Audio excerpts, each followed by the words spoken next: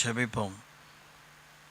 ஆண்டவரே, பிரயோஜனமானவர்களை நாங்கள் தியானிக்க எங்களுக்கு உதவி செய்யும். இயேசு நாமத்தினாலே பிதாவே.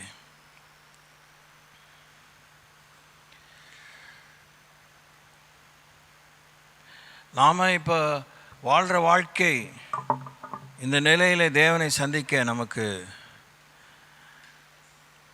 ஆயத்தம் இருக்கிறதா?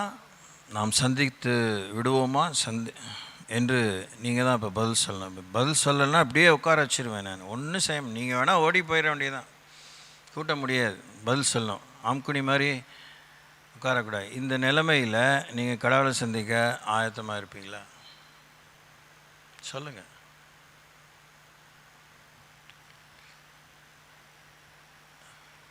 எஸ்ஆர் நோ அது கூட சொல்லலாம். இந்த நிலைமையில் ஆண்டரை சந்திப்பீங்களா? ஆயத்தமா? எஸ்ன்னு சொன்னது இப்போ யோசிக்குது.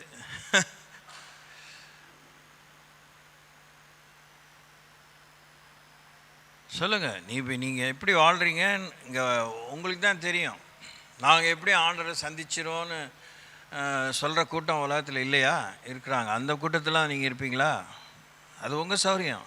நீங்கள் ஆம் சொன்னால் நான் அது இல்லைன்னு சொல்கிறதுக்கு நான் இங்கே வரல, இல்லைன்னு சொன்னால் ஆம் சொல்கிறதுக்கு நான் இங்கே வரல.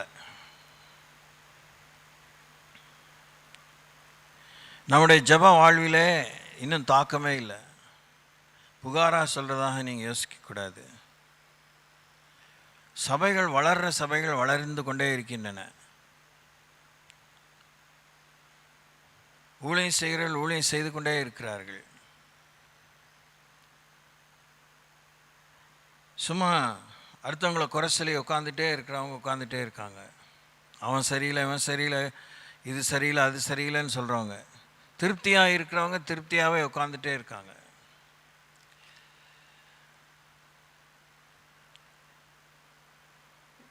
அண்மையான காலத்திலேருந்து சொல்லிகிட்டே இருக்கிறேன், இப்படிப்பட்ட ஜப குறிப்புகளை ஜபிப்பது அவசியமானாலும் இது செய்வது சுலபம். இப்படி ஜபக்கூட்டத்துக்கு வந்துட்டு போயிட்டேன், ஒரு பெரிய ஊழியத்தை செய்து விட்டேன் என்று நாம் நினைப்பது சுலபம். தேவ விசாரணையிலே நாம் பிழைப்போமா? தேவ விசாரணையில் போய் நிற்கும்போது நாம் எந்த விசாரணையில் இருக்க போகிறோம்? கிறிஸ்துவின் நியாயாசனமா, வெள்ளை சிங்காசன நியாய தீர்ப்பா? இந்த இரண்டிலே ஒன்றிலே தான் நாம் பிரவேசிக்க முடியும். We can face two phases of judgment, either the bema, the judgment seat of Christ, or the white throne judgment. உலக மக்கள் அனைவரும் ஆண்டு நியாயம் விசாரிக்கும் அந்த நியாய தீர்ப்பிலே நாம் நிற்கப் போகிறோமா? கிறிஸ்துவின் நியாயாசனத்திலே நிற்கப் போகிறோமா? இதெல்லாம் மிரட்டுற உருட்டுற விஷயம் இல்லை. இதெல்லாம் நடக்க போகிற நிதர்சனமான விஷயங்கள். Nobody can escape these two events.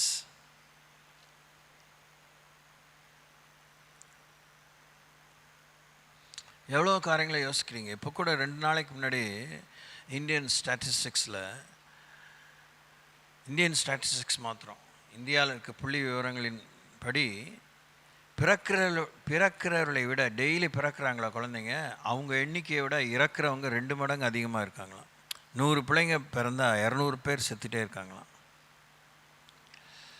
பார்த்துட்டே இருக்கிறோம்ல என்ன, எவ்வளோ டிஃப்ரெண்ட் கைண்ட்ஸ் ஆஃப் ஆக்சிடென்ட்ஸ். இல்லைன்னா ஆணவ கொலைகள், இல்லை ஈனமான கொலைகள், கௌரவ கொலைகள், இல்லை நோய்வாய்ப்பட்டு மரிப்பது. மரணத்தை பற்றி நம்ம தெரிஞ்சுக்க வேண்டிய ஒரே விஷயம், we lose our chance, that's all. இன்னொரு தருணத்தை நாம் இழக்கிறோம். இன்னொரு தருணம் இல்லாமல் நம்ம வாழ்க்கையின் 10 தருணங்கள் நம்ம வாழ்க்கையில் கொடுக்குறாருன்னா 10 தருணம் முடிஞ்சிருது. 11ஆவது தருணம் இல்லை, அவ்வளோதான். இல்லை, அவன் நல்லவனோ கெட்டவனோ, அவன் பரிசுத்தவனோ பாவியோ, அவன் தீர்க்கதரிசியோ அப்போஸ்தலனோ, he has no second chance. That's very scary, very scary. அதுவும் நம்ம யோசிச்சோம். That's something to really think about. The டிரைவர்ஸ்க்காக ஜெபிக்கணும். நம்முடைய ஜெபம் தரம் குறைஞ்சிருச்சு. பாரம் குறைஞ்சிருச்சு. அதாவது ஒரு கரிசனை, பாரங்கிறது மாதிரி புரியலன்னா கரிசனை. We don't care. இதே நிலையில் நான் இப்போ நினச்சேன், for an example,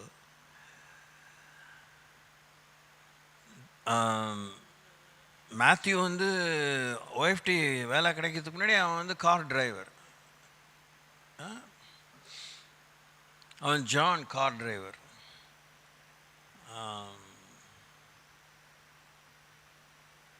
Yogesh car driver.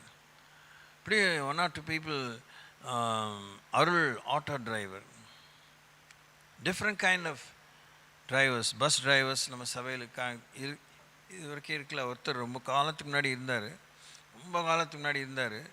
கொஞ்ச நாள் தான் இருந்தார், அப்புறம் இந்த ஊரை விட்டு போயிட்டார். டிரைவர்ஸ்க்காக ஜெபிக்கலாம்.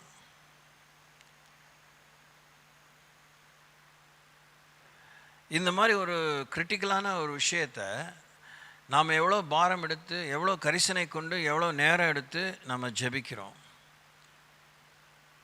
என்ன முயற்சி எடுக்கிறோம்.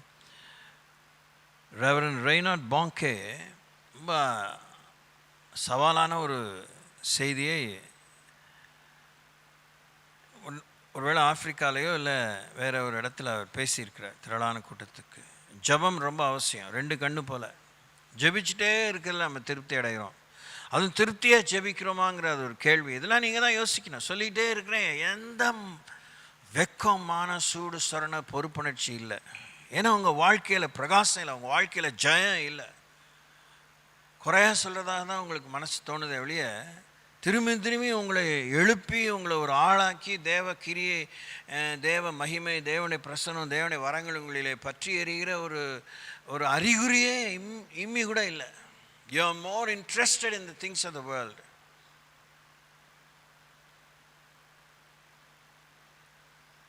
அதுக்காக நீங்கள் தேவனுடைய பலத்தை கேட்கணும், தேவனுடைய பிரசன்னத்தை கேட்கணும்.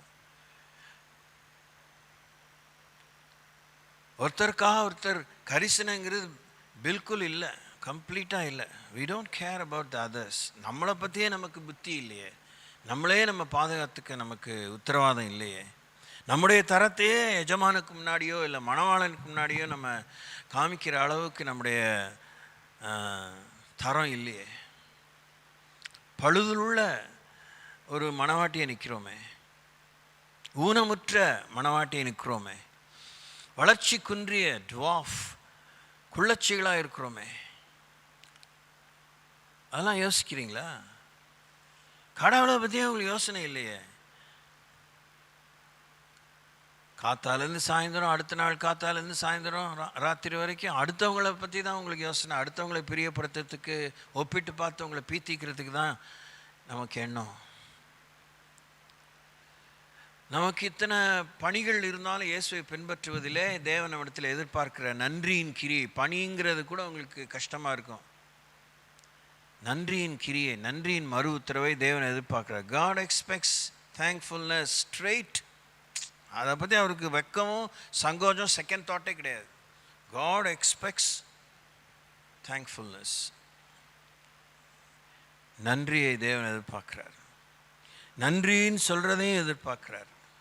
நன்றியை ஒரு கிரியின் மூலமாக காண்பிக்க தேவன் எதிர்பார்க்கிறார். அவைகளை பற்றி தேவன் ஏராளமான விளக்கங்களை பழைய ஏற்பாட்டிலும் புதிய ஏற்பாட்டிலும் கொடுத்திருக்கிறார். இயேசு கிறிஸ்து வாழ்ந்த காலத்திலேயே அதை ஆண்டவர் வலியுறுத்தி இருக்கிறார். Jesus himself was thankful. இயேசு தாமே நன்றி உள்ளவராக இருந்திருக்கிறார். ஸோ எப்படி இருக்கிறோம்?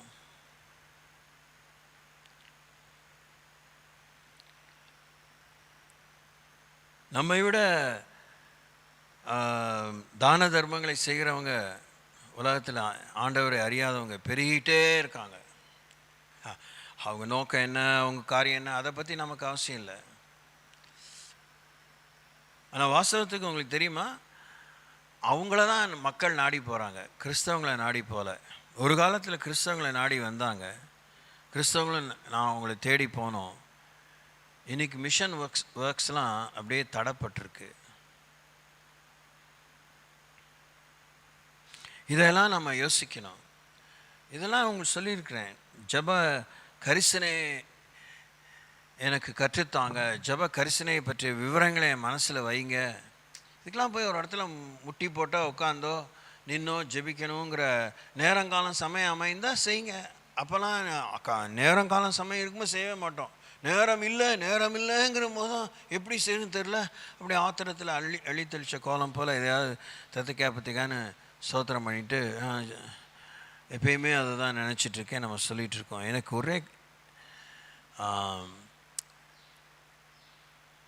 ஒரே கவனம்தான். இன்னைக்கெல்லாம் ஆண்டவர் இப்போலாம் பேசிகிட்டு இருக்கும்போதே வந்தால் எத்தனை பேர் நாம் எடுத்துக்கொள்ளப்படுவோம், எத்தனை பேர் கைவிடப்படுவோம்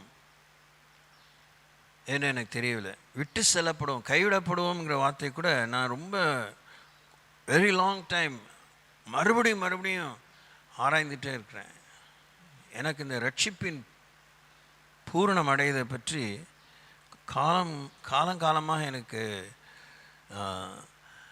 கரிசனை உண்டு. நாம் ரட்சிப்பை இழக்க மாட்டோங்கிற ஒரு எண்ணத்தால் நமக்குள்ளே இருக்கிற திமிரு, நமக்குள்ளே இருக்கிற அழுத்தம், நமக்குள்ளே இருக்கிற துர்ப்புத்தி, நமக்குள்ளே இருக்கிற நிர்விசாரத்துக்கு அளவே இல்லை. we don't realize, உணர்வுபூர்வமாக, அறிவுபூர்வமாக, அனுபவபூர்வமாக அந்த கனாகனத்தை நம்ம அறியாமல் ஓடி பிடிச்சி விளையாடுறது போல் சின்ன குழந்தைகள் போல் நடந்துகிட்ருக்கோம். இப்போ இந்த பொண்ணு வந்து ஷி சிம்ப்ளி கம்மிங் அரவுண்ட். அவளுக்கு என்ன இப்போ என்ன கவலை, அவ்வளோதான். அவளுக்கு இப்போ என்ன வயசோ, இப்போ என்ன வளர்ச்சியோ, என்ன புரியுமோ அதை பற்றி தான் கடவுளுக்கு கணக்கு. நாம் வேணும்னா திடீர்னு சின்ன குழந்தையாயிடும்னு ஆசைப்படுறோம். when we want to shirk our responsibilities, நம்மளை பொறுப்புகளை நாம் தட்டி கழிக்க விரும்பும்போது நான் உடனே குழந்தையாக மாறுகிறேன், அப்படியாக்கும் இப்படியாக்கும். இந்த நம்மை சுற்றி நமக்குள்ளே இருக்கிற நெருங்கி நிற்கிற பாவம்லாம் சொல்கிற எபிரேய நிருபக்காரன் சொல்ல, இதெல்லாம் நம்ம சரி பண்ணிக்காமல் ஜபத்திலேயே நம்ம இருக்கிறோம் அப்படின்னு சொல்கிறதும், ஜபிச்சுட்டே இருக்கிறோம்னு சொல்கிறதும், ஜபிச்சுட்டு கொஞ்சம் கூட வாயத்தின் 4 பேருக்கு நற்செய்தி சொல்லாமல் ஆத்மாதாயத்துக்கான பாவ மன்னிப்புக்கு எதுவான காரியங்களை நம்ம சொல்லாமல் ஜபத்திலே சாதிச்சலான்னு நினைக்கிறது வந்து ஆகாது, காரியத்துக்கு உதவாது. இயேசு கிறிஸ்து ஒரு ராம் முழுதும் ஜபித்தவர், நாள் முழுதும் நடந்து திரிந்து ஊழியம் செய்திருக்கிறார். அப்போ நீங்கள் இந்த குறிப்புகளில் 2 செட் ஆஃப் குறிப்பு இல்லைன்னா 3 செட் ஆஃப் குறிப்பை பார்த்துட்டே இருக்கோம். அதில் எல்லாம் திருப்பி ரெப்படேட்டிவாக திருச்சபை போதகர்களுக்காக ஜபிக்க சொல்லி குறிப்புகளை பார்க்குறீங்க. தேசத்தின் தலைவர்களுக்காக ஜபிக்க அங்கே குறிப்பு வருது. அவங்கள சந்தியும் சொல்கிறதுல வந்து விவரம் இல்லாத ஒரு ஜபம், பொறுப்பற்ற ஒரு ஜபம், இலக்கு இல்லாமல் என்னத்தையோ உங்கள் ஏவுகணைகளை இலக்கு இல்லாமல் எங்கேயோ ஏவுறீங்க, அது யாரையோ போய் தாக்கி என்ன ஆகுமோ யாருக்கு தெரியாது. போதகர்களுடைய போராட்டம், என் போராட்டமே பெருசுன்னு ஓயாமல் இப்படி ஏதாவது நம்ம ஆரம்பிச்சிட்டோன்னா உடனே ஒரு வித்தின் மினிட்ஸ் 2 நிமிடங்களுக்குள்ளாக கரிசனையோடு மற்ற காரியத்துக்காக ஜெபிக்கவோ நினைக்கவோ பேசவோ ஆரம்பித்த நாம் செத்த நேரத்தில் ரீகாயில் ஆகி நம்ம சுயத்தையே கவனிக்க ஆரம்பிச்சிடும். எனக்கே பிரச்சனை இருக்குது, நான் என்ன பண்ண முடியும்? நீங்கள் எல்லாம் எப்படிலாம் யோசிக்கிறீங்க, எப்படிலாம் யோசிச்சிருக்கீங்க, இன்னும் எப்படி யோசிக்க முடியுங்கிறத உங்களுக்காக உட்காந்து யோசிச்சுட்டு தான் இதை வந்து சொல்கிறேன். இதுக்காக நான் கரகண்ட ஞானி இங்கே சொல்ல வரல. இதெல்லாம் நானுமே சந்திக்கிறேன். இந்த சவால்களை, இந்த கேள்விகளை நான் எனக்கு தொடுத்து கொண்டே இருக்கிறேன். தொடுத்து கொண்ட பின்பு தான் நான் உங்களுக்கு இதை சொல்ல இருக்கிறேன். தீபாவளி அன்னைக்கு ஒரு இடத்துல நான் ஊழியர் செய்ய அழைத்திருக்கிறார்கள். அதில் வந்து பெரிய ஒரு பாறாங்களை தலையில் தூக்கி வச்ச மாதிரி இருந்துச்சு, இருக்குது இன்னும் கூட. என்ன இப்படி யோசிக்கிறீங்க அப்படின்னு அவர் அழைத்தவர் சொன்னார்.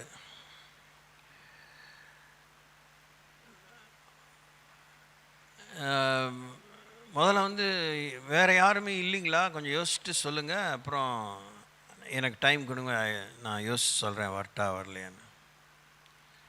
உங்ககிட்ட நான் இப்படி பதில் எதிர்பார்க்கல அப்படின்னாரு. வேணாம், அடுத்த ஆர்கியூமெண்ட்லாம் வேணாம், give me time,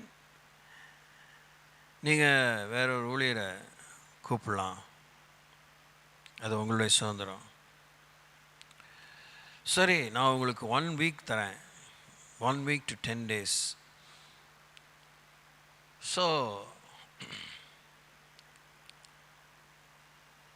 I think நான் வந்து 6வது நாள் 7ஆம் நாள் தான் அவருக்கு பதில் சொன்னேன்.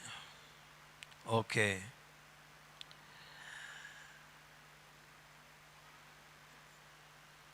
அவர் கொடுத்த சப்ஜெக்ட் அப்படிப்பட்ட ஒரு சப்ஜெக்ட். அவங்க சபையை பற்றி எனக்கு எல்லாமே தெரியாது. தெரிஞ்ச அளவுக்கு நம்ம சபையை மாதிரி, நம்ம சபையை விட கொஞ்சம் முன்ன பின்ன சில விஷயத்தில் ஆங்கமாக வசனத்தை சொல்கிற சபை.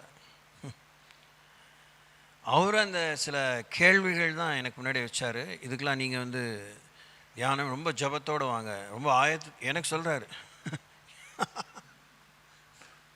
ரைட்ரா, கேட்க வரவங்க ஆயத்தத்தோடு வரணுமா, போதிக்கிறவங்க ஆயத்தத்தோடு வரணுமா அப்படின்னு அந்த ஒரு கண் சிமிட்டுற நேரத்துக்குள்ளே அப்படி எண்ணம் வந்துச்சு. உடனே சாரி, நான் என்ன பெரிய ஆயத்தமாக இருக்கிறேன், அவங்கள ஆயத்தமாக இருக்கிறேன், எனக்கு சொல்கிறதுக்கு ஆயத்தம் வேணும், எனக்கு சொல்கிறதுக்கு புத்தி வேணும், எனக்கு சொல்கிறதுக்கு தெளிவு வேணும், சொல்ல விஷயங்களே எனக்கு ஒரு இம்மி அளவாவது உறுதியான ஜெயம் வேணும், நிலைவரமான ஆவி வேணும்.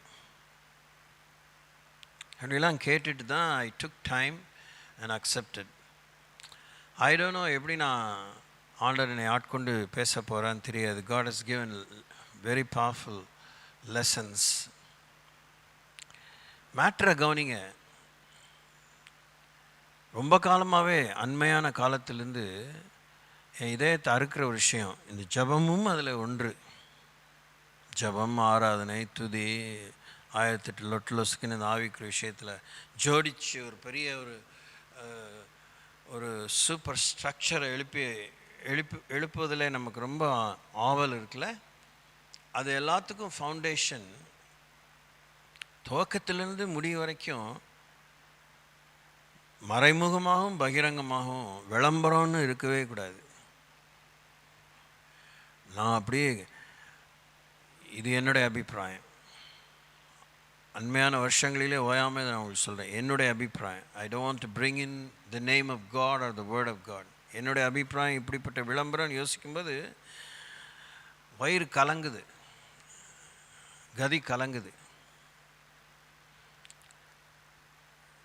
அப்போ நான் வந்து வழக்கம் போல் நினைக்கும்போது இயேசுவை தான் ஒப்பிட்டு பார்க்க சம்டைம்ஸ் இறுதியில் இல்லை மையத்தில் இல்லை துவக்கத்திலேயே அவரை யோசிக்கும்போது ஜீசஸ் வந்து ரொம்ப டிசைசிவாக, ரொம்ப தெளிவாக, தீர்மானமாக, இது யாருக்கும் சொல்லாத, யாருக்கும் சொல்லாத, நான் ஒருத்தனுக்கு மாத்திரம் சொன்னார், நீ வந்து சுத்திகரிப்புக்கான அந்த பழிப்பொருளை காரியத்தை போய் ஆசானிட்டு காமிச்சிட்டு ஆலயத்தில் செலுத்திட்டு போயிட்டே இரு அப்படின்னு சொன்னார்.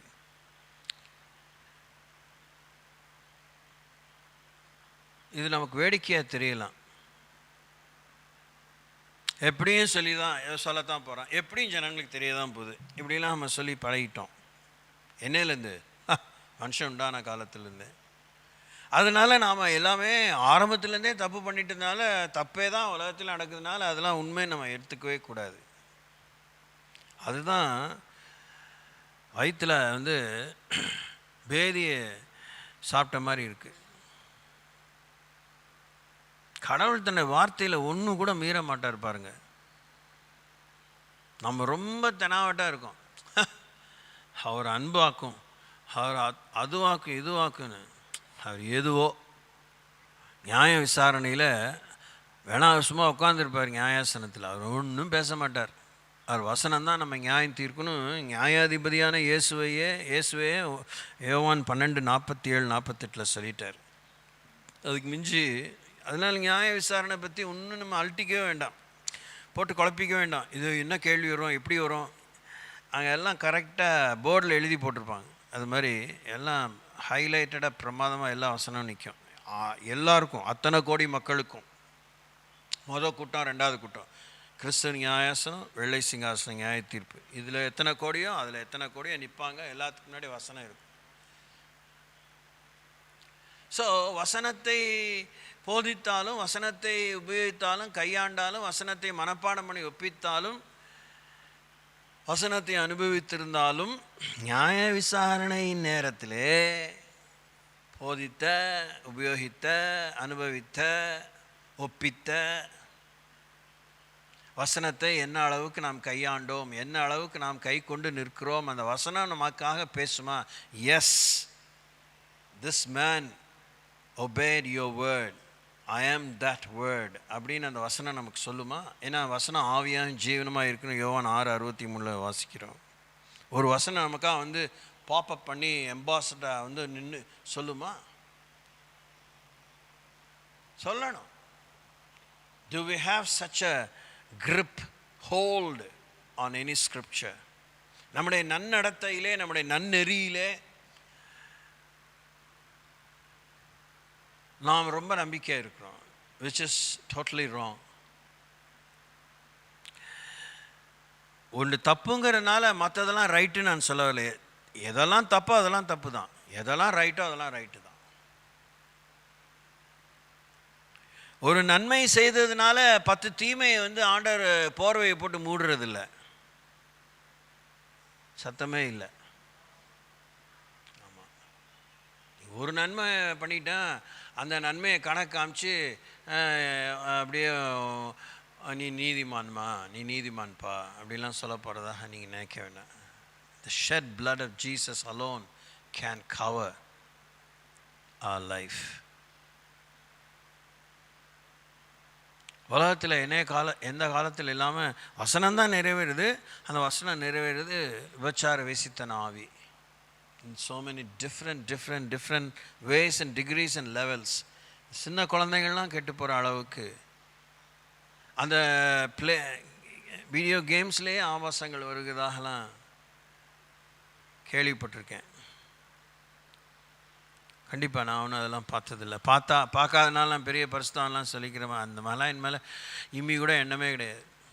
கடவுளோட வசனம் எனக்கு முன்னாடி நிற்கும்போது இவன் பரிசுத்தவான், இவன் நீதிமான். அந்த சுனேமியால் சொன்னால் பார்த்தீங்களா, நம்ம இடத்துல அடிக்கடி வந்துட்டு போகிற மனுஷன், அவர் தேவ மனுஷன் பரிசுத்தவான்னு பார்க்குறேன். அவருக்கா மேலே ஒரு மாடியில் ஒரு ரூம் கட்டணும் அப்படின்னு சொன்னால் பாருங்கள், அதுதான் எலியாவுக்கு பெஸ்ட்டு சாட்சி.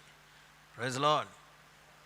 A lady could trust a man and she could build a room for him. சபையில் இந்த பெருமையிலே சபை விழுது. ஊழியர்கள் விழுறாங்க, ஊழியக்காரிகள் விழுறாங்க, மூத்தவர்கள் விழுறாங்க, முந்தினவர்கள் பிந்தினவர்கள் விழுறாங்க. கடவுளால் நம்ப முடியல. He is not able to trust us, he is not able to use us.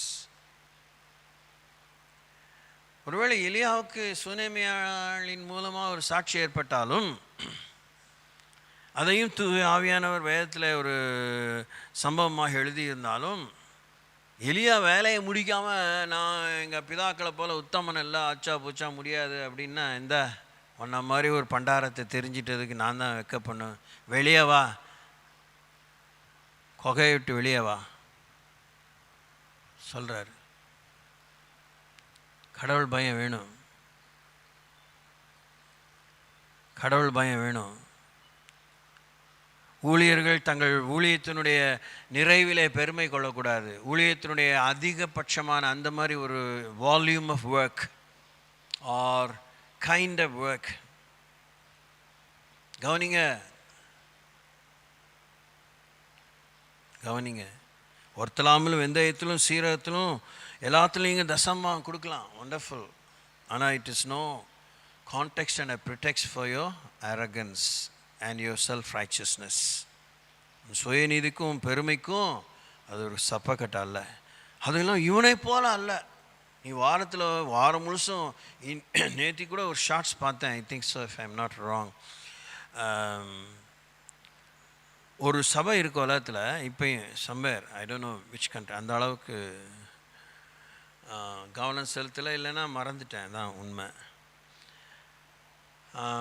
அந்த சபையார் வருஷத்துக்கு ஒரு முறை, எகேன் திருப்பி எனக்கு ஞாபகம் தவறலைன்னா, வருஷத்துக்கு ஒரு முறை முழு சபையாக 40 days தண்ணி மாத்திரம்தான் குடிப்பாங்களாம். முழு சபையும் ஃபாஸ்ட் பண்ணணுன்னு தான் நிர்பந்தம், அவங்களுடைய சபையினுடைய எதிர்பார்ப்பு. ஆனாலும் அவங்க எல்லாருமே என்லிஸ்ட் பண்ணிக்கணும், எழுதி கொடுத்துடணும். இது மாதிரி நான் இதில் இந்த உபவாசத்தில் நான் பங்கு பெறுகிறேன். இது மாதிரி அவங்க ரொம்ப வருஷமாக செய்கிறாங்க போல இருக்கு, ரொம்ப வருஷங்களாக. எனக்கு ஒரு கேள்வி இருந்துச்சு, இன்னுமே கூட இருக்குது. 2 முறை 2 கொரியர்களை நான் பார்த்தபோது, நேருக்கு நேராக பார்த்தபோது, ஊழியர்கள் அவரிடத்துல ரொம்ப தயங்கி தான் இந்த கேள்வி கேட்டால், நீங்கள் ஒன்றும் தப்பானே, ஐயோயோ ஏங்க ஏன் இவ்வளோ யோசிக்கிறீங்க, பரவாயில்ல தப்பாக தான் இருந்தால் என்ன, எங்களுக்கு பதில் இருந்தால் சொல்கிறோம், இல்லைன்னா இல்லை, நீங்கள் தான் ஏற்கனவே தப்பாகிடக்கூடாது மன்னிப்பு வேற கேட்டீங்க என்ன அப்படிலாம் சொல்லிட்டு கேட்கும்போது,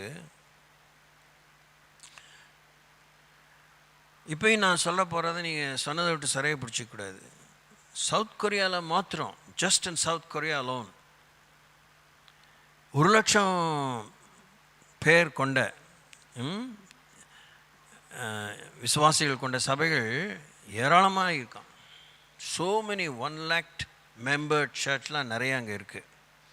டேவிட் யாங்கிச்சோ சபை மாத்திரம் it runs to 17 lakhs or so, 17 லட்சம் ஜனங்க. இப்படி பல சபைகள் இருக்குது. என்னுடைய கேள்வி அவங்ககிட்ட என்னன்னா,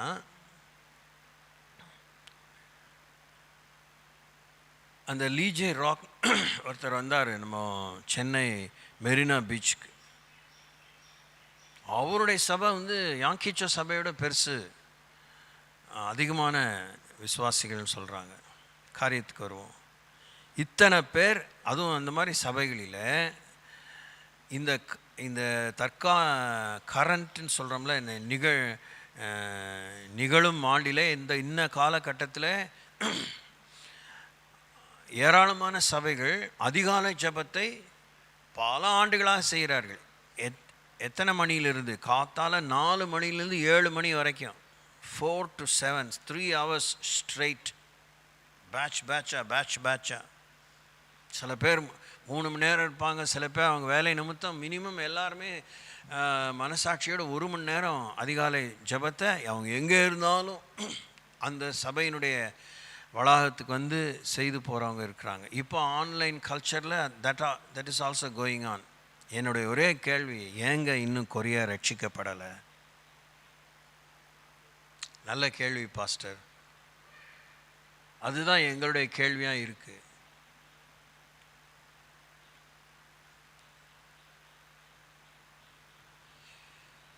அந்த ஹோல் மங்கோலியன் பெல்ட், தூர கிழக்கு நாடுகள் முழுசுமே, from China, Mongolia to China, far east, Vietnam, Cambodia வரைக்கும், ஒன்று புத்தனுடைய ஆவி, இல்லை செத்தவருடைய ஆவி, இல்லை வலு சர்ப்பத்தினுடைய ஆவி, டிராகன், லெவியதான்னு சொல்கிறோம்ல, அந்த மாதிரி ஒரு ஆவி.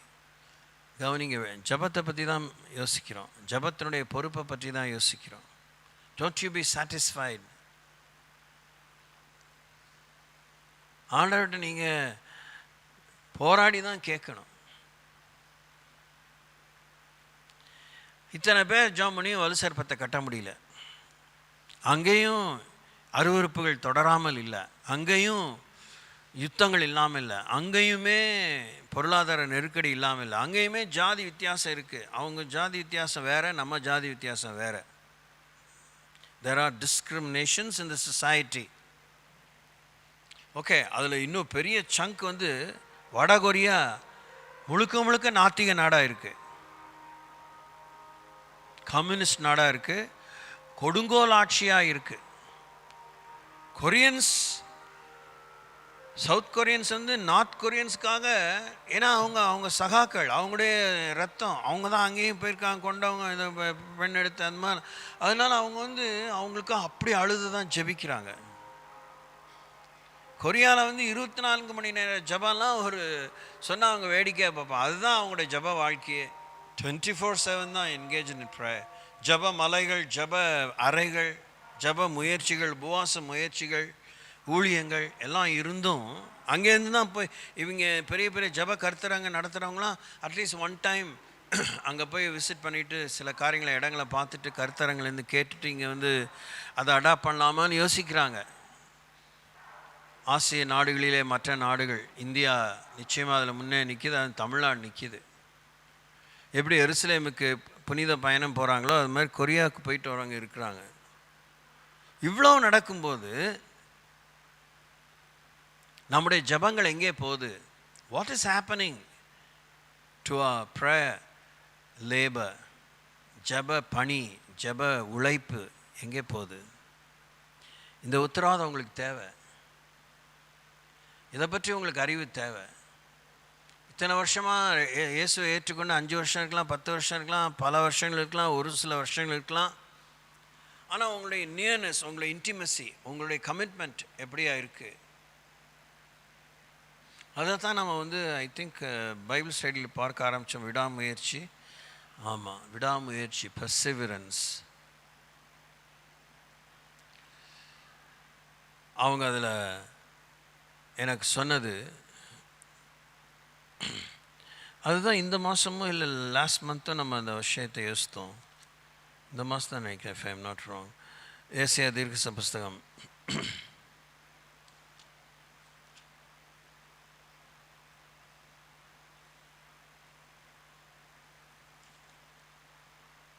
62ஆம் அதிகாரம்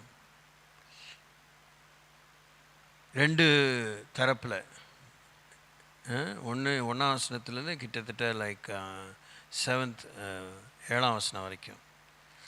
சியோனின் நிமித்தமும் எருசலேமின் நிமித்தமும் நான் மௌனமாக இராமலும், அது நீதி பிரகாசத்தைப் போலவும் அதன் ரட்சிப்பு எரிகிற தீவட்டியைப் போலவும் வெளிப்படும் மட்டும் அமராமலும் இருப்பேன். ரொம்ப வருஷத்துக்கு முன்னே ஒரு சின்ன வீடியோ காட்சி நான் உங்களுக்கு காண்பித்தேன். ஒருவேளை முழு சபைக்கு காண்பித்தேன். ஆமாம், முழு சபைக்கு ஒரு தடவை ஞாயிற்றுக்கிழமை காமித்தேன். பாய்ஸ் அண்ட் கேர்ள்ஸ்க்கு யூத் மீட்டிங் காமித்தேன். வார்ஃபேர், ஆவிக்குரிய யுத்தம் எப்படி நடக்குதுன்னு. ஆவிக்குரிய யுத்தம், அந்த துரைத்தனங்கள், அதிகாரங்கள், அந்தகார லோகாதிபதிகள், வானமில் பொல்லாத ஆவின் சேனைகளுடைய ஏராளமான லூட்டியை பற்றி பிரமாதமான வெளிப்பாடுகளை நேருக்கு நேராக வர ஆண்டோடைய துணையாலே கண்டு அதை ஆனிமேட் பண்ணி உலக தேசங்களுக்கு ஆவிக்குரிய யுத்தத்தை பற்றி அதில் எப்படி விழிப்பாக இருக்கணும், அதில் நடக்கிற யுத்தத்தின் டீட்டெயில்ஸ் என்ன, அது என்னெல்லாம் நடக்குது, எப்படிலாம் நடத்துது.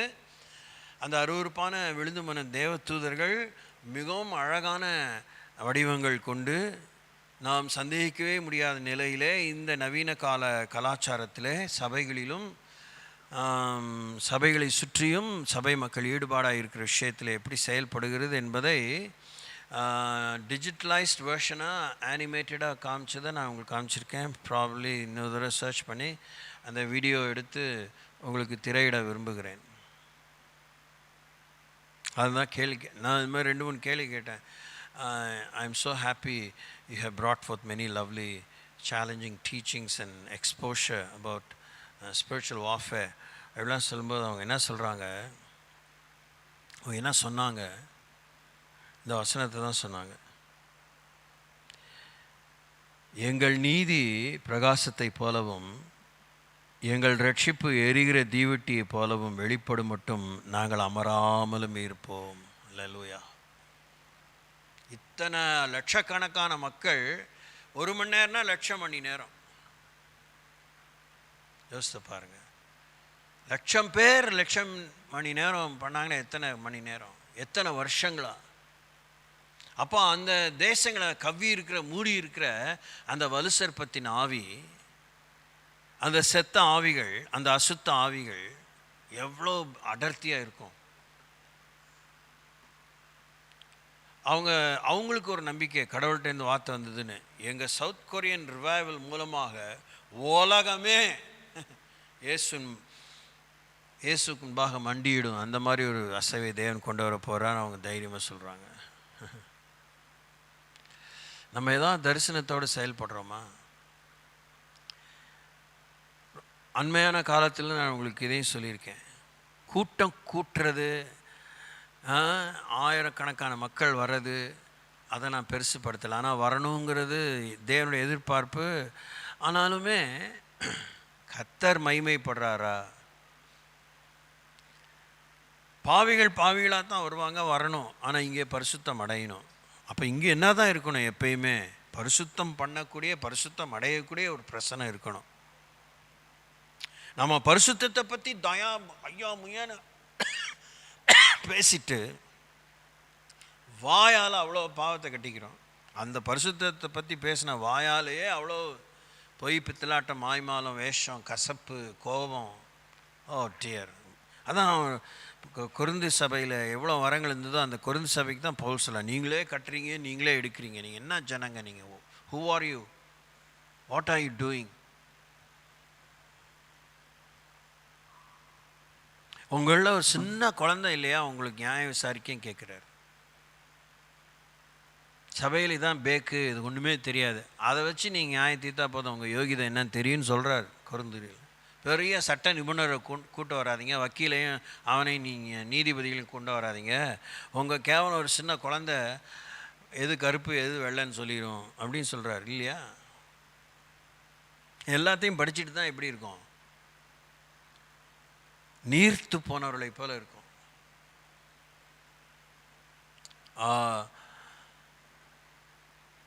Density is so diluted. நம்ம சாயெல்லாம் வெளுத்து போச்சு, வெளுத்து போனவர்களாக இருக்கிறோம். ரத்த சோவை இருக்கோம். எப்படி இப்போ அனிமிக் பீப்புள், இதெல்லாம் அவங்களுக்கு சொல்லியிருக்கேனே. நான் சொல்ல வரும்போதே எதெல்லாம் சொல்லியிருக்கேன் சொல்லலாம் எனக்கு தெரிஞ்சிட்டே இருக்குது. சம்டைம்ஸ் எனக்கு ஞாபகம் ஷார்ப்பாக இருக்குது, சம்டைம்ஸ் அவ்வளோ ஸ்ட்ரகிளாக இருக்குது. அண்மையான காலத்தில் காரியத்துக்கு வருவோம். ஜபத்தை பற்றி சலிச்சிக்காதீங்க, ஜபத்தை பற்றி நிறைவாக யோசிச்சிடாதீங்க. ஜபம் உங்களை கடவுளுக்கு முன்னாடி போய் நிறுத்தணும். தனியாக நிற்கணும் நீங்கள் கடவுளோட, அதுதான் மேட்ரு. 4 பேர் சப்பா கிட்ட தூக்கி நிறுத்தணும், ஜபத்தில் தாங்குங்க, இப்படிலாம் நம்ம சொல்ல கேள்விப்பட்டிருக்கோம். அதெல்லாம் உண்மை தான்.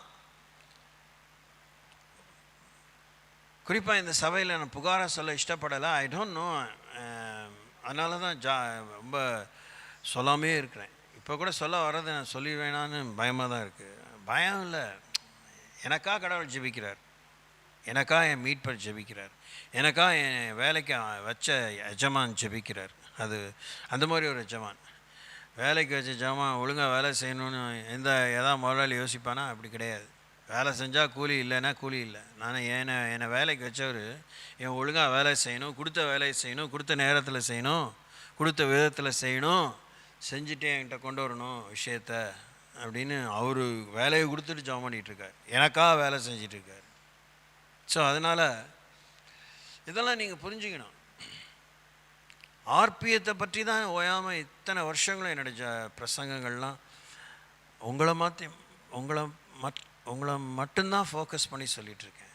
ஏன்னா நீங்கள் உருப்பிட்டிங்கன்னா உலகம் உருப்படும், நீங்கள் உருப்பிட்டிங்கன்னா தமிழகம் உருப்படும், நீங்கள் உருப்பிட்டிங்கன்னா இந்தியா உருப்படும், நீங்கள் உருப்பிட்டிங்கன்னா இந்த எல்லையில் இருக்க சபைகள் உருப்படும். நீங்கள் கண்டிப்பாகவே மூஞ்சி முகரையை பார்த்து சொல்ல உருப்படாத கழுதைங்க தான். கண்டிப்பாக சொல்கிறேன். என்ன பண்ணிடுவீங்க? கொண்டுருங்க, அதை பற்றி எனக்கு பிரச்சனையே கிடையாது. கேவலப்படுத்திக்கோங்க. இப்போ மாத்திரம் ஒன்றா தூக்கி வச்சுருக்கீங்களா? நீங்கள் உருப்படாத கழுதை தான். உருப்படுறதுக்கு வழியை பாருங்கள்.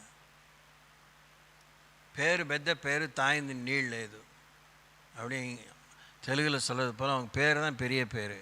அவங்ககிட்ட ஒரு நிர்வாகம் இல்லை.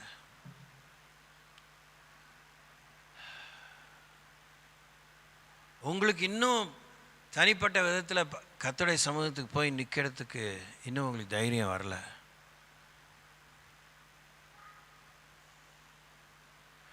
கர்த்தரை நீங்கள் முழுசாக நம்பலை. உங்கள் பலவீனத்தில் கர்த்தரை நம்புகிற அந்த பலம் உங்களுக்கு வரணும். உங்கள் பலவீனத்தை தேவ சமூகத்தில் பலமாக மாற்றிக்கக்கூடிய கிருபையே சொல்லி கிருபைங்கிற வார்த்தையை சொல்லி அதை நாசம் பண்ணாதீங்க. Take some effort. இன்றைக்கெலாம் காலையிலேருந்து இந்த உச்சியிலேருந்து இந்த இடுப்புடைய கடைசி வரைக்கும் அப்படியே துண்டை முறிச்சா, துவைச்ச துண்டை முறிச்சா எப்படி இருக்கும்? வலி தான். ஏதாவது உங்களுக்கு தெரியுதா என் வலி? உங்கள் வெளியில் தெரியாது, தெரியக்கூடாது. செருப்படி வாங்க, பொசிக்கிடுவேன் கர்த்தருடைய அக்கினினால், வார்த்தையால். வேலை செய்கிறதுக்கு நீட்டு இழிச்சு படுத்துக்கிறதுக்கு எனக்கு ஆண்டவர் கூலி கொடுக்கல. அதுக்கு இந்த அழைப்பு இல்லை. இதெல்லாம் நான் கொம்பனா? மண் 84 கிலோ மண். காலம்புறா பலவீனத்தை அறிக்கை பண்ணாதீங்க. பலவீனத்தில் பலன் பூர்ணமாக விளங்கணும்னு வாங்க. உங்கள் ஜபத்தில் எவ்வளோ சொதப்பல். அவங்களே பிரிண்டடாக மேட்டரை கொடுத்துருக்காங்க. You are not able to talk it to God. திரும்பி அதை அவர்கிட்ட பேசி சரியாக சொல்கிறது உங்களுக்கு விவரம் இல்லை. என்ன வாழ்க்கையில் படிப்பீங்க? பைபிளை படிக்க மாட்டீங்க, வேறு புஸ்தகங்கள் படிக்க மாட்டீங்க, டெய்லி நியூஸ் பேப்பர் படிக்க மாட்டீங்க, டிவியில் வர நியூஸை காது கொடுத்து கேட்க மாட்டீங்க. இலக்கை நோக்கி உங்கள் ஜபம் போல, உங்கள் ஆயுதங்கள் உங்களுடைய ஏவுகணைகள் கூர்மையாக இல்லை.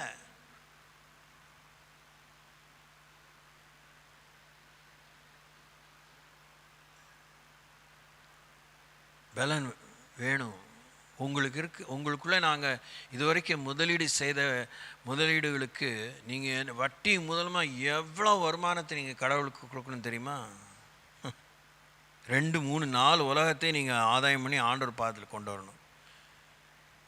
அப்படின்னா 4, 32,000 கோடி 3,200 கோடி மக்கள் ஆண்டவர் நீங்கள் ஆதாயம் பண்ண. அது மாதிரி ஜனத்தொகை உலகத்தில் இல்லை. ஆனால் அந்த அளவுக்கு உங்களுக்குள்ள முதலீடு நாங்கள் போட்டிருக்கோம். நேற்று கூட ஒரு கமிட்டி மீட்டிங்கில் யோசிக்கும்போது எனக்கே தெரியாமல் சில காரியங்களை ஜபத்தில் சொல்லியிருக்கேன். அதை பிரசங்கிக்க வந்தவர் அதை எடுத்து சுட்டி காமிக்க எனக்கே பகீர் இருந்துச்சு. 2ஆம் நிலை சந்ததி இல்லாமல் சபைகள் அழிகின்றன, கர்த்தருடைய பணிகள் அழிகின்றன. நீங்கள் நினச்சிக்காதீங்க திமிரா கல்லுலேருந்து பிள்ளைகளை உண்டாக்குவேன்னு சொன்ன ஆண்டவர்.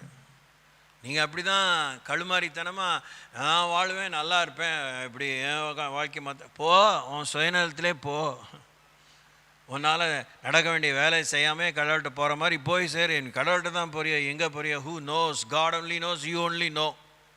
ஆனால் உன் மூலமாக வர வேண்டிய சந்ததியை எவன் மூலமோ தேவனை எழுப்பி விட்டு உன் மூஞ்சில் கறி அப்பிடுவார். பைபிள் சொல்லுதா? பைபிள் சொல்கிறதா இங்கே சொல்கிறேன். ஏன் எரிச்சலெல்லாம் இங்கே ஒன்றும் சொல்ல. ஏன் எரிச்சல் என்னத்துக்கு ஆகும்? பிரயோஜனமற்றது, கையால் ஆகாதது. பாஸ்டருக்கு ஒன்றும் டென்ஷன் இல்லை. எவ்வளோ காலம் உங்களையே பற்றி தரிசனமாக யோசிச்சுட்டு இருப்பீங்க? என்னைக்கு நீங்கள் உங்கள் சுயம் சாகும்? என்னைக்கு விளையாட்டுத்தனம் போகும்? சின்ன பிள்ளை மாதிரியே 7 கழுத வயசானாலும் சின்ன பிள்ளை மாதிரியே இருந்தால் என்ன அர்த்தம்? You are not able to stand on your own legs. You are not able to perform your own duty. அவருக்கு என்னங்க, அவர் என்ன அண்ணா காவடியா, பிச்சைக்காரனா? எவ்வளோ வேணால் கொட்டி கொடுத்துட்டு ஆசீர்வாதம் பண்ணிட்டு போயிட்டே இருக்கிறார். அவருக்கு என்ன ஆதங்கம்? சுகம் கிடைக்குது, வேலை கிடைக்குது, கல்யாணம் ஆகுது, பிள்ளைக்குட்டி பிறக்குது, எல்லாம் நடக்குது. ஆனால் அதுக்கு என் உலகம் தெரியல, என் ராஜ்யம் தெரியல, என் மூஞ்சி தெரியல, என் மனசு தெரியல, அதெல்லாம் விரும்பலை. என் மூலமாக என்ன கிடைக்குமோ அதுதான். யாராவது ரேஷன் கடைக்கார மேலே காதலாக கொள்கிறோம், கவர்மெண்ட் கொடுக்குதுங்களோ போட்டுட்டு போயா, போடலன்னா உடனே அதிகாரிகிட்ட சொல்கிறோம். அந்த மாதிரி தான் இங்கே இருந்துகிட்ருக்கோம் கடவுள்கிட்ட பழகிறது.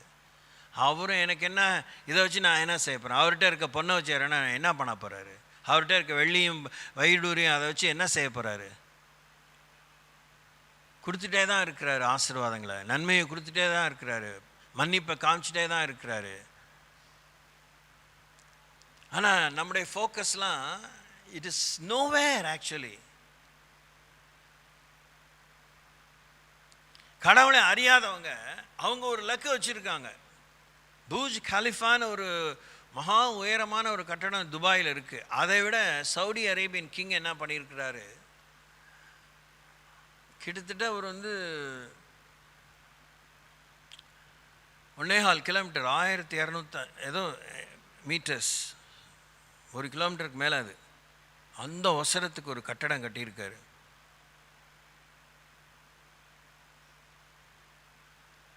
மண்டை காயிற காசு அது தென்னிருக்கு. அந்த பூஜ் கலிஃபான்ற சொல்கிற அந்த காரியம், அந்த இன்ஜினியர் தான் இதையும் கட்டியிருக்காரு. அந்த இன்ஜினியர் இதை கட்டும்போதே நோய்வாய்ப்பட்டு ஒன்றும் இனிமேல் வேலை தொடராதுன்னு சொன்னோன்னே அந்த ஆளை தாங்கி தடுக்கி அப்படி தான் பார்த்து திருப்பியும் அவருக்கு தெம்பை ஊட்டி, இதை எப்படியோ முடிச்சுட்டு நீங்கள் சாவுங்க, முடிக்காமல் போயிடாதீங்க, நாங்கள் பார்த்துக்குறோம் எப்படியோ. அந்த second phase of his life அந்த இன்ஜினியர் தான் அதை முடிச்சிருக்காரு. பிஸ்மில்லா 666 சாத்தானை வழிபடுறாங்க, அவங்க தான் அந்த வேலையை செஞ்சு முடிக்கிறாங்க. நம்ம உன்னதமான தேவனை கும்பிடுறோம், என்ன மண்ணாங்கட்டி செய்கிறோம். ரோசம் மாத்திரம் வானத்துக்கு மேலே எங்கேயோ போகுது, எங்கேயோ போகுது உங்கள் ரோசம். என்ன செய்யுது? அது உங்கள் ரோசம் தான் என்ன செய்யுது? ஒன்றும் செய்யலை. கேட்டு மலைப்பாம்பை விட மோசமாக அப்படியே பழைய உட்காந்து பெஞ்சை சூடேற்றிட்டு போகிற சபையாக இருக்காதீங்க. கொஞ்சம் நஞ்சம் சொல்கிற போய் ஊழியம் செய்கிற சபையெல்லாம் பற்றிக்குது, அக்கினி பற்றிக்குது. யாராவது எழும்புறாங்க? நான் கூட சொன்னேன், அவர் என்னை கூப்பிட்டாரு, 2வது முறை 3ஆம் முறையை கூப்பிட்றாரு. என் பிரசங்கம் ஆகாத வித நானே மறுடா மாதிரி கட்டாமுடான்னு பேசுவேன், எப்படி சௌரியமா அப்படின்னு. வரமாட்டேன்னு சொல்லி சாக்கு புதுசா, வர்றீங்களா இல்லையா அதான் மேட்ரு எனக்கு வேணும். அவர் அந்த மாதிரி டைம் கொடுங்க, ரைட்டு. உங்களுக்கு காலம் முழுசும் சத்தியத்தை தானே சொல்லிகிட்டு இருக்கேன், ஏன் இப்படி இருக்கீங்க? கூடி ஜெபம் பண்ணியும் ஏன் வல்லமை இல்லை, ஏன் குணம் இல்லை, ஏன் உங்களோட 4 பேர் சேரல? அவள் அங்கே வந்தால் நான் வரமாட்டேன், இவன் இங்கே வந்தால் நான் வரமாட்டேன். என்ன இதெல்லாம் புத்தி? உங்களுக்கு பரலோகத்தில் நீங்கள் மாத்திரம் இருக்கும்போது உங்களோட யாராவது வருவாங்களா? அப்படி பரலோகத்துக்கு போயிடுவீங்களா?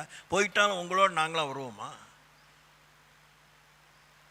பயபக்தி இல்லாமல் மட்டராமல் பேசுகிறீங்க, மட்டராமல் நினைக்கிறீங்க. சபையை பற்றி தான் வேறு எண்ணமே கிடையாதுங்க. இந்த போராட்டத்தில் இந்த வீடு எழும்பினதே அது ஒரு பெரிய விஷயம். இன்னும் அதில் போராட்டம் இருக்குது. That's no issue to me. மனுஷனை கைவேலையான ஒரு வீடு. நானே இடிச்சிடலாம், இல்லை நான் யாரோ இடிச்சிடலாம், என்னமோ ஆகிடும், அதை பற்றி என் பிரச்சனை இல்லை. மனுஷனை கைவேலை அல்லாத வீட்டை பற்றி யாருக்காவது கரிசனை இருக்கா? உங்களுக்கு தான் ஒரு வீடை கட்டுறதுக்கு கர்த்தருக்கு உதவியாக இருக்கீங்களா? யாருக்காவது வீடு கட்டுறதுக்கு வாசல் ஏதாவது நிலம் வாங்கி போட்டிருக்கீங்களா?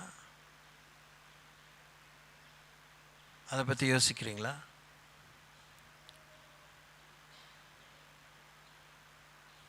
அவன் அரோகரா கோவிந்தான்னு பிச்சை வாங்குறான் அவன் சாமிகிட்ட, நம்ம இயேசு கிறிஸ்துவேன்னு பிச்சை வாங்குகிறோம். ரெண்டுமே பிச்சைக்காரங்க தான். நம்ம கட்டடத்துக்குள்ளே வாங்குகிறோம், தெருவில் வாங்குகிறான். என்ன கோபமாக இருக்கிறீங்க? அவன் செலவு பண்ணுறதுக்கே புத்தி வராது, ஏன்னா அவனே பிச்சை வாங்குறவன். நமக்கு கடவுள் கற்றுக் கொடுத்தவர், செலவு பண்ணு செலவாகு, நான் உனக்காக செலவானேன்.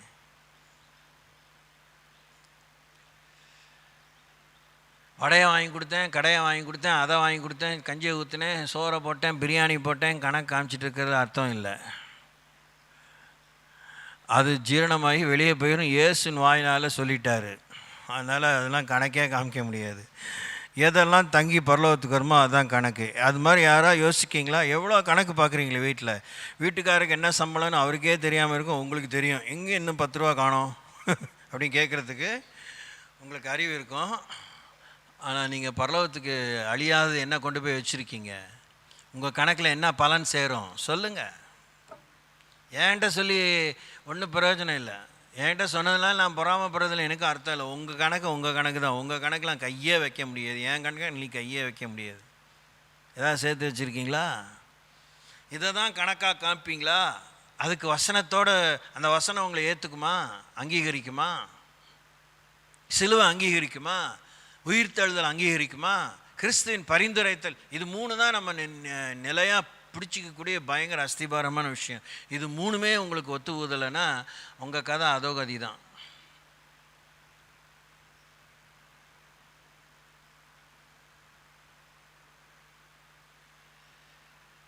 நிர்வாண படங்களை பார்க்குறாங்க குழந்தைங்கன்னு ஜெபம் பண்ணோம். சமயத்தில் ஒருத்தர் பிளந்து கட்டியிருக்காரு, கர்த்தர் அவரோடு இடைப்பட்டி. சபைகளிலே காணப்படுகிற பாவ மன்னிப்பு அற்ற மன்னிக்க முடியாத அந்த ஒரே விஷயம் ஆபாச படத்தை விட நரகத்துக்கு நேராக கொண்டு போயிருமா? எப்படி சௌரியம்? தலையே சுத்துது.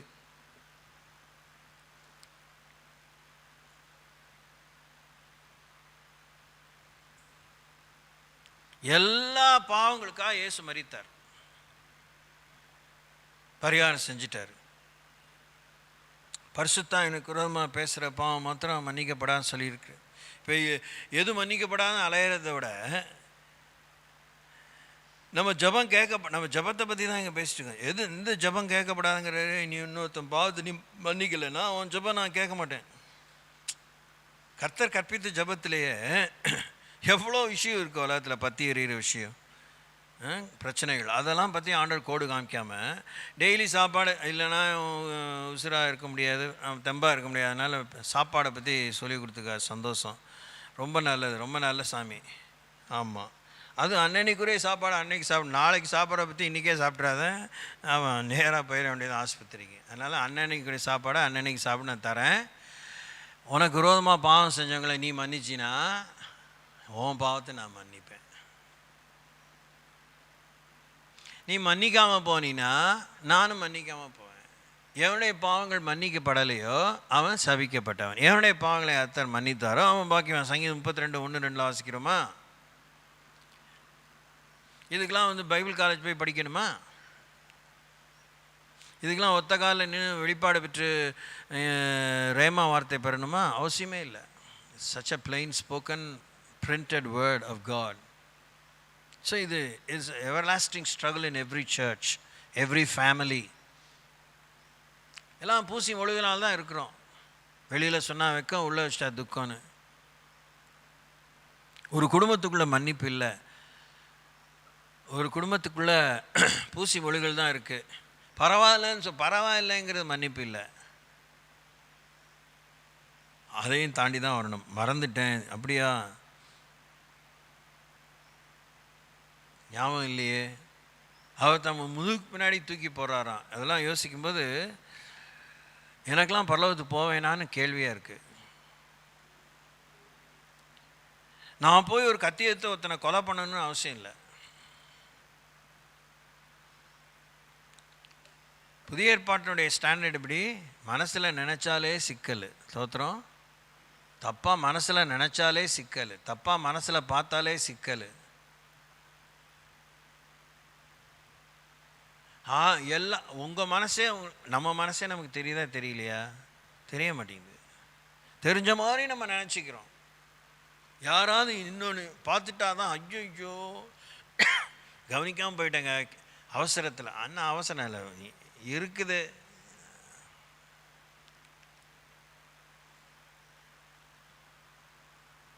ஸோ இதெல்லாம் நம்முடைய நம்பிக்கையை குறைக்கிறதுக்காக சொல்லலை. இன்னும் ரொம்ப தெனாவட்டாக இருக்கும் பாருங்கள். என்னை விட்டு ஆள் இல்லை, நான் இல்லைன்னா யாரும் இல்லை, அதெல்லாம் நினைக்காதீங்க.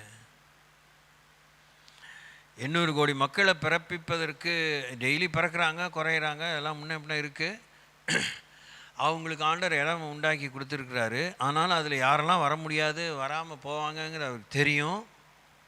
அதனால ஆண்டவர் நரகத்துலேருந்து தூக்கிட்டு வர மாட்டார். போனவங்க தான். எப்படி சொல்லி அனுப்புகிறாரு? என் பிதாவினால் சபிக்கப்பட்டவர்களே என்னை விட்டு அகன்று போங்க. What a statement! எவ்வளோ நம்மளை நான் அனாதி ஸ்நேகத்தால் ஸ்நேகிக்கிறேன், காரணித்தால் இழுத்து கொண்டேன்னு சொன்ன சாமி அந்த ஒரு டே, அந்த வெள்ளை சிங்காசன நியாய தீர்ப்பு அன்னைக்கு சொல்கிறாரு, என் பிதாவினால் சபிக்கப்பட்டவர்களே ஆதி முதல் சாத்தானுக்காக ஆயத்தம் பண்ணப்பட்ட அந்த அக்கினிக்கு செல்லுங்கள்னு அவளை சொல்கிறாரு. ஸோ நம்முடைய ஜபம் சும்மா இங்கே மந்திரம் ஓதுகிற மாதிரி சொல்கிறது மாத்திரம். It should affect every nook and corner of our life. ஒரு அதிர்வேட்டுன்னு இந்த தீபாவளி காலத்தில் இந்த வெடி வைப்பாங்க, யானை வெடியும் இந்த அணுகுண்டு வெடிலாம். அதான் போட்டிங்கன்னா தகரங்களும் அதிரும். நம்முடைய ஜெபம் அதனுடைய அதிர்வலைகள் எங்கும் காணப்பட வேண்டும், எங்கும் உணரப்பட வேண்டும். Praise the Lord. அல்லேலூயா. நாம் எல்லா ஜபத்தையும் பண்ணிட்டு அசையா வேகாத மொச்சக்கிட்ட அசையா பருவதமாக நிற்கிறோம். சீயனாலாம் மிஞ்சி விட்டோம். ஆமாவா? ஆமாவா இல்லையா?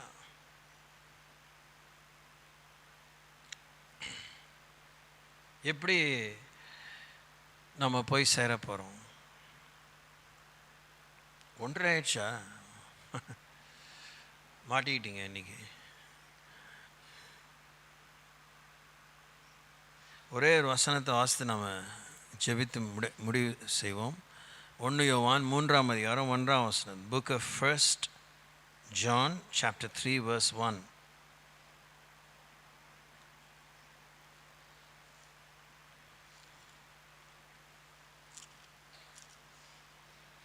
நாம் தேவனுடைய பிள்ளைகள் என்று அழைக்கப்படுவதினாலே பிதாவானவர் நமக்கு பாராட்டின அன்பு எவ்வளவு பெரிதென்று பாருங்கள். உலகம் அவரை அறியாது இருக்கிறபடினாலே நம்மையும் அறியவில்லை.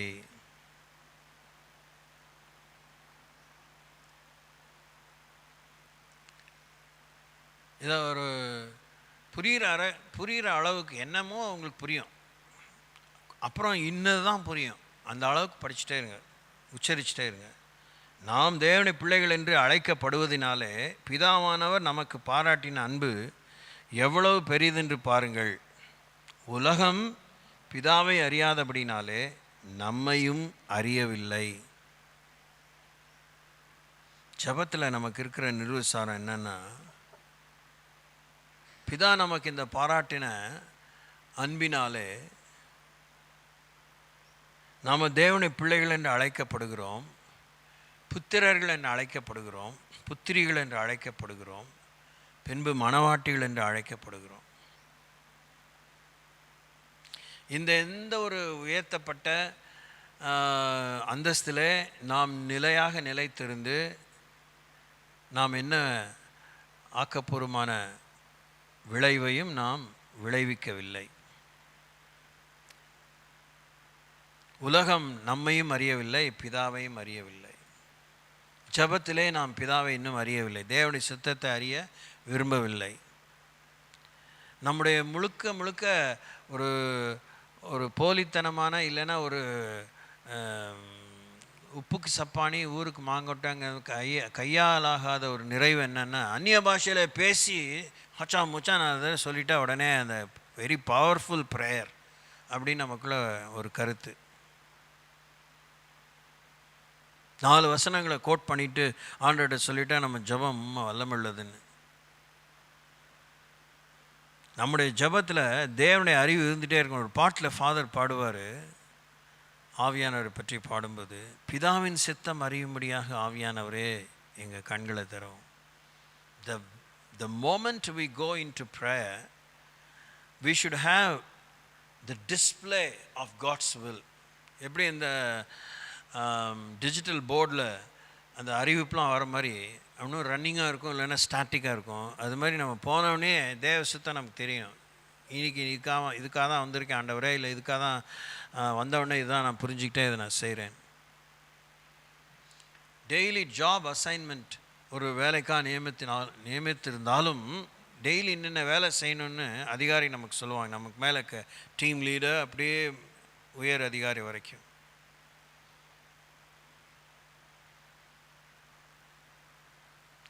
ஸ்தோத்தரிப்போம்.